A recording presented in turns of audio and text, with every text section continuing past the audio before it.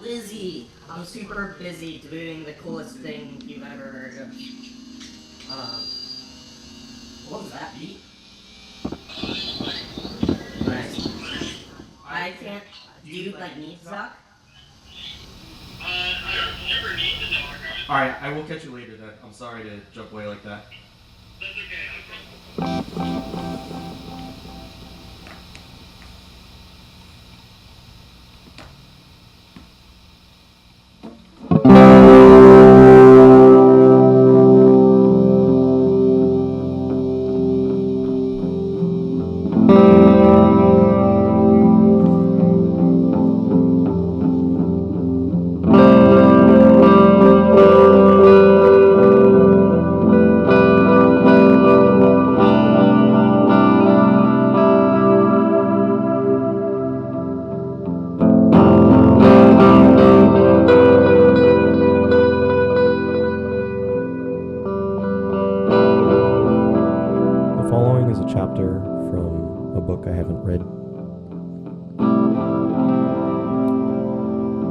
The following is a chapter from a book I haven't read yet. That's about a video game that doesn't exist. It's called The Death of My Phone Calls.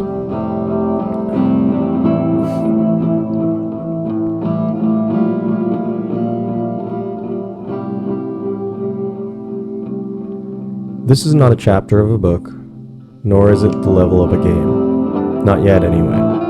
But it will be. Here's the base ingredients, or maybe the final output. The thoughts I want people to have when they read this chapter or play the level. Here is my thesis. There's a strange tension between the desire to exclusively communicate over the phone and the equally strong desire to exclusively communicate over text. On one hand, communication in a space where miscommunication feels less common is so attractive. You can hear tone, you can backchannel, you can ask for clarification, you can do all the paralanguage that text lacks.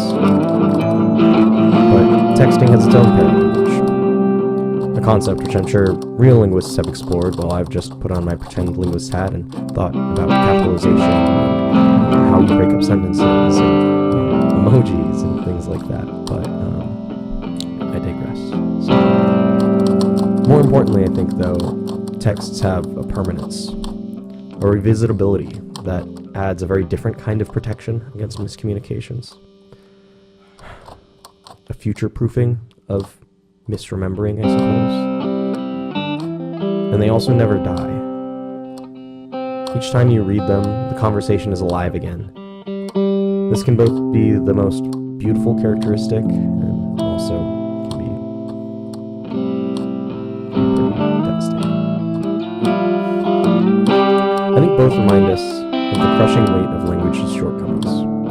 A tool made for bartering for grain and things like that just can't carry the meaning and nuance of a lot of things. It can't keep up with culture. It can't keep up with the way people want to keep breaking language and use innuendo or euphemisms to say things that don't literally mean what they're saying. And it has to keep pushing those around.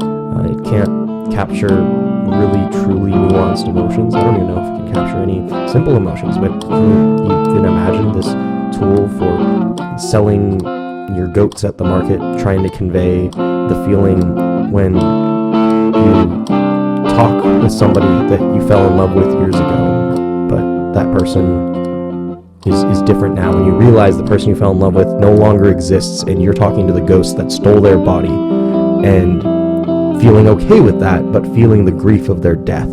And if you think that language is conveying that, because I just said it, it's I don't know if I agree. I really don't know if I do, but I think language tricks us into thinking that these approximate truths are self-contained units of information that language can ever convey. But I really don't think that's right. I think about this every time I have a phone call. I think about it when I'm not having phone calls.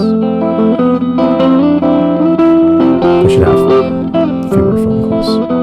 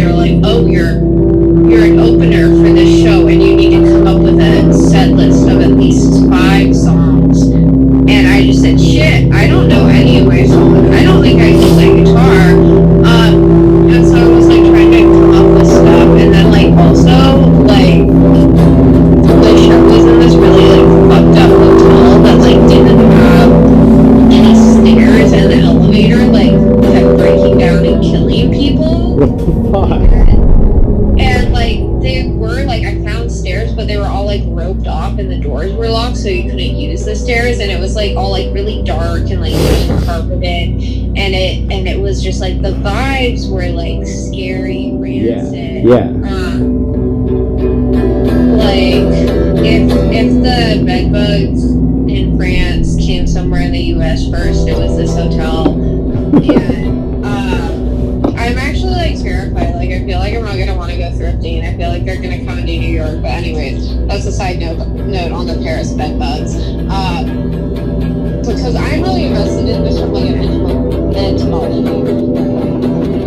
So friends entomology. Look, These bed bugs are they're pesticide resistant.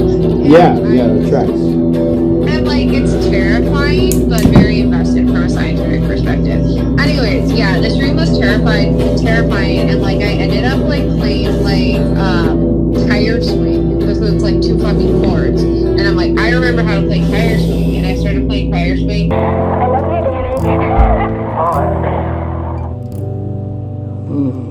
Good looking girl. So Dan, what do you think about this Lori at the college? Oh man, she's the sweetest girl I've ever seen. Yeah, and I had the same feeling.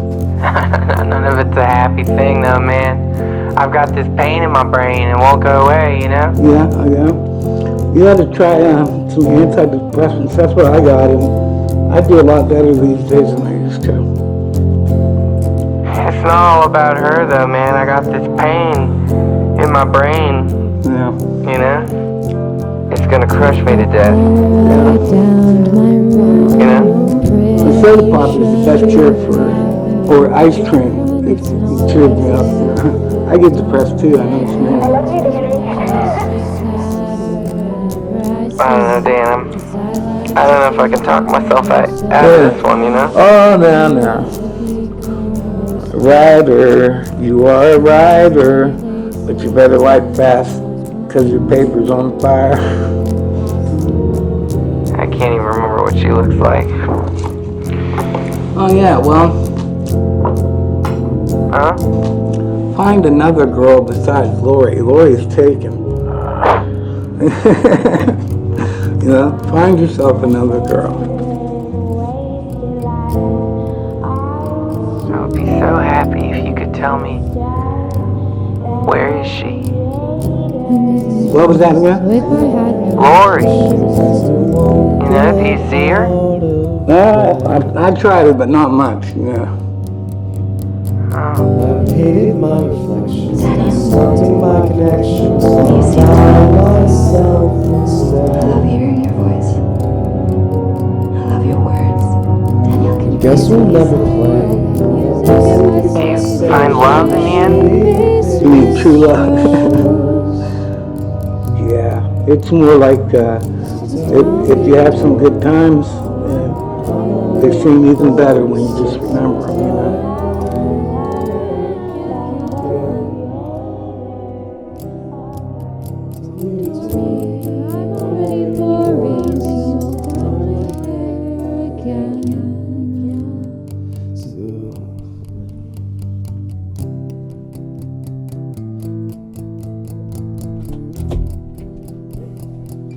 So I'm gonna take a quick look at how this comes out, and in the meantime, I'm gonna give you the song, the Manic Panic, Yeah. to listen to some more. Yeah. And yeah, super cool. Thank you. Right.